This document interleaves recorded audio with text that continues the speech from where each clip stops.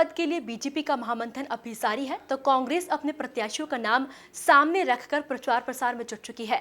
अब ऐसे में दोनों ही पार्टियों का आरोप प्रत्यारोप का दौर शुरू हो चुका है। इसी को लेकर हम सबसे पहले बात करेंगे कांग्रेस के प्रवक्ता नीलाभ शुक्ला से और बीजेपी से प्रवक्ता उमेश शर्मा से।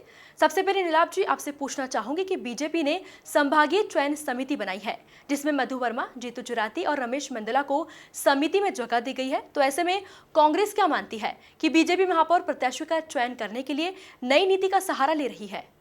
देखिए, ऐसा है, भारतीय जनता पार्टी में समय 3 गुट चल रहे, ताई, भाई और साई, और एक आ गया सिंधिया गुट। तो इनकी आपसी अंतर कला तो जग जाहिर है, तो इन्हें तय नहीं कर पा रहे हैं कि किसको महापौर बनाए, किसे नहीं बनाए।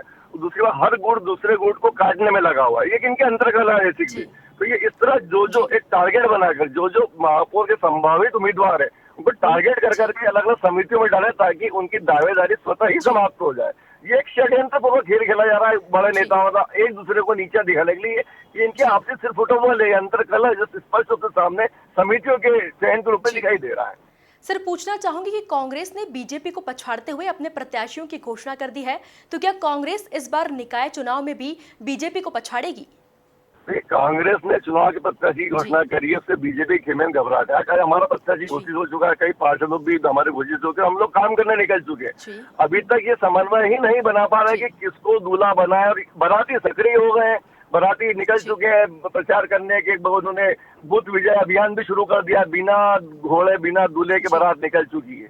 हास्यास्पद है, सूद में कपास जुलाई से लट्ठम लट्ठा, इनके पास उम्मीदवार ही नहीं है और ये प्रचार के लिए निकल चुके थे। हालात भारतीय जनता पार्टी अलग ही दिख रही है कि किस तरह इनकी चुनावी तैयारियां चल रही है।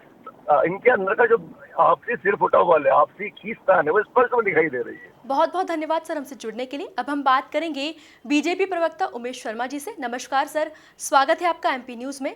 मैं सबसे पहले आपसे पूछना चाहूंगी कि बीजेपी ने संभागीय चयन समिति में जिसमें मधु वर्मा, रमेश मेंदोला और जीतू जराती को जगह दी है, इस समिति के क्या मायने होंगे और किस तरह से समिति कार्य करेगी?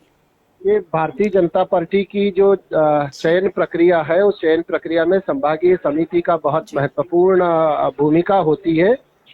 संभागीय समिति जो है वो इंदौर संभाग के सभी नगरपालिका, नगर परिषद और नगर निगम जो आती है संभाग में, उनके वार्ड के उम्मीदवारों के बारे में विचार करेगी और गुण दोष के आधार पर जो जिला समिति नाम अनुशंसित करेगी उसको संभाग समिति जो है वो अनुमोदित करेगी, स्वीकृत करेगी और अपने स्तर पर उनको स्वीकृति प्रदान करेगी।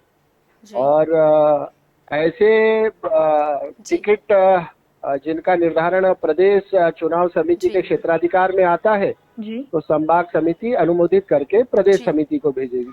लेकिन सर, अब कांग्रेस बीजेपी पर निशाना साध रही है और उनका कहना है कि महापौर पद के प्रत्याशियों को अलग करने के लिए यह समिति का गठन किया गया है। साथ ही बीजेपी का अंतकलह भी सामने आ रहा है, तो इस पर आप क्या कहना चाहेंगे? संभाग चयन समिति में जितने भी हमारे वरिष्ठ जन शामिल है, उनकी चुनाव में क्या भूमिका होना चाहिए इसका निर्धारण प्रदेश चुनाव समिति करेगी। संभागीय चुनाव समिति में जो लोग शामिल हैं उनका जो प्राथमिक दायित्व है वो ये है कि वो संभाग के नगरपालिका, नगर निगम और नगर परिषद के वार्ड पार्षदों के नाम का निर्धारण करने की प्रक्रिया को संपन्न कराएगी।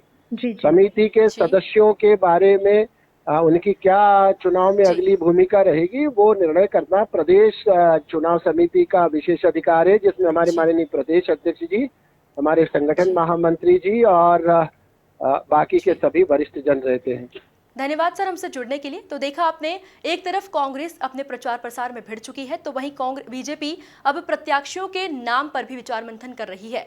अब ऐसे में आरोप प्रत्यारोप का होना तो लाजमी है। देखने वाली बात होगी कि बीजेपी किसके नाम पर मुहर लगाती है और क्या कांग्रेस इस बार बीजेपी को पछाड़ पाती है या नहीं।